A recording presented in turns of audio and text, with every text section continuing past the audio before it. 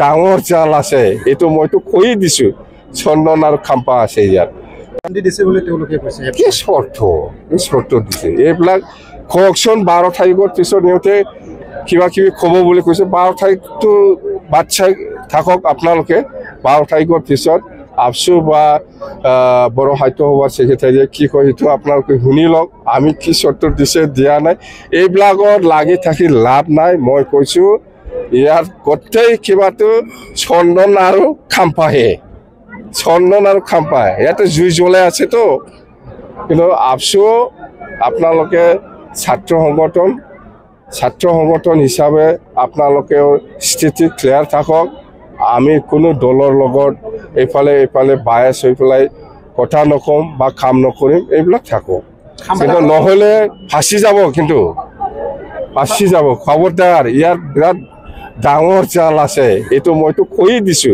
চন্দন আৰু খাম্পা আছে ইয়াত আগতো চন্দন আৰু খাম্পাৰ কাৰণে মই আপচুৰ লগত মিলাব পৰা নাই এই দুইজনে মোক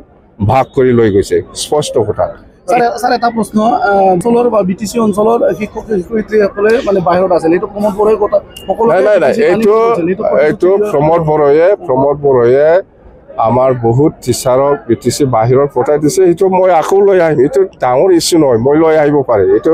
ডাঙৰ ইছ্যু নহয় এইটো লৈ আহিম মই দিলীপ শইকীয়া ৰিসেন্টলি কোৱা নাই দিলীপ শইকীয়া যিটো কথা কৈছে এইটো নিশ্চয় নাজানাকে কৈছে জানিলে এইটো নকলে হয় ইয়াৰ আমাৰ ক'ব লগা একো নাই এইটো সাংবিধানিকভাৱে যিটো বড়ো জাতিক জীয়াই থকাৰ যিটো অধিকাৰ দিছে ইয়াৰ ওপৰত কোনোবাই যদি কিবা কয় এইটো নিশ্চয় বেয়া লাগিবই মই অপেনলি কৈছোঁ কোনোবা কোচ ৰাজবংশী জাতিয়ে সাংবিধানিকভাৱে আজিৰ দিনত জীয়াই থকাৰ কাৰণে যিখিনি অধিকাৰ পাইছে ইয়াৰ ওপৰত আপুনি যদি কিবা আঘাত কৰে সেইটো বেয়া পাবই কোনোবা বেংগলী সমাজে আজি অসমৰ ক্ষেত্ৰত জীয়াই থকাৰ কাৰণে যিখিনি সাংবিধানিক অধিকাৰ পাইছে ইয়াৰ ওপৰত কোনোবাই যদি আঘাত কৰে সেইটো বেয়া পাবই এইটো কমন এইটো দিলীপ শইকীয়া ডাঙৰীয়াই কি কৈছে সেইটো আজি মুখেদি ক'ব পাৰে সেইটো প্ৰেক্টিকেল নহয়